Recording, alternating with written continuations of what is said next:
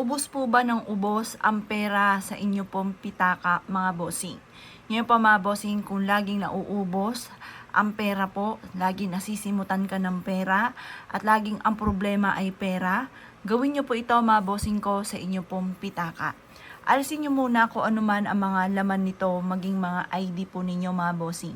At pagkatapos ay ipagpag nyo po ito dahil maaaring may kumapit na kamalasan sa inyo pong pitaka.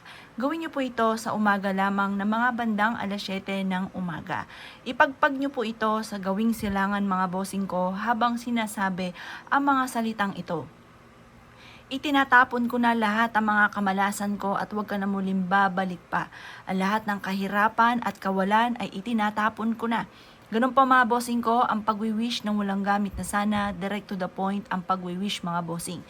Mas mainam na kumuha ka ng kalahating basong tubig, lagyan ng kapranggot na asin, at pagkatapos mga bossing ko ay kumuha ka ng bulak at punasan nyo po mga bossing ko ang ating wallet. At pagkatapos mga bossing ko ay mag-wish po kayo na sa pamamagitan ng pampaswerteng ito ay kailanman na hindi ka na mauubusan ng pera.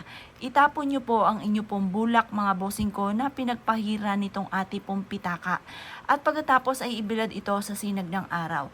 At pagkatapos mga bossing ko, kumuha po kayo ng bawang at dahon ng laurel at ilagay nyo po ito mga bossing ko sa inyo pong pitaka. Ito po mga bossing ko ay magdudulot sa inyo ng swerte. Sabihin nyo po kailanman na hindi na ako mauubusan ng pera. Maraming pera ang darating sa akin. Siksik-liglig at umaapaw at napakaraming blessing ang darating sa akin.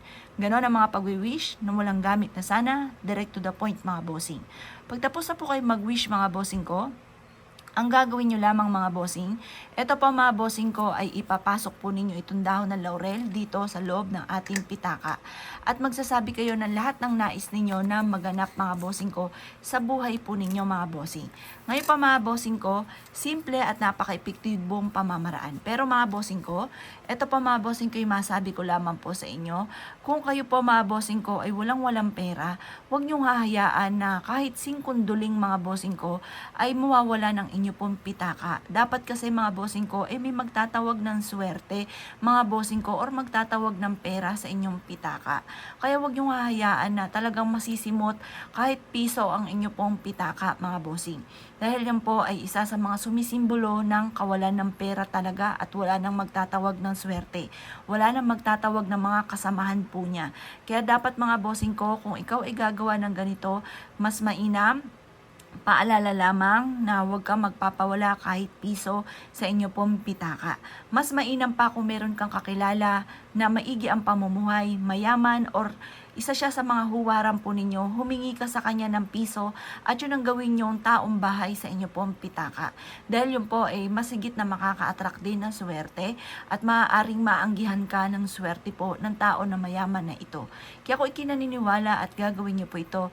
Gawin niyo po ito ng pasikreto nang walang kahit sino man ang nakakaalam. Kasi once na may nakakaalam po ay nagiging mailap ang swerte or nagiging matagal bago makamit ang mga pinapangarap. Kaya ako ikinaniniwala at nais po itong gawin. Huwag ka na magpatumpik-tumpik pa. Subukan niyo po ito. Proven po ito na napakaswerte. Kaya ako ikaw isa sa mga mahilig sa mga pampaswerte at nais po itong gawin. Good luck po sa inyo po lahat.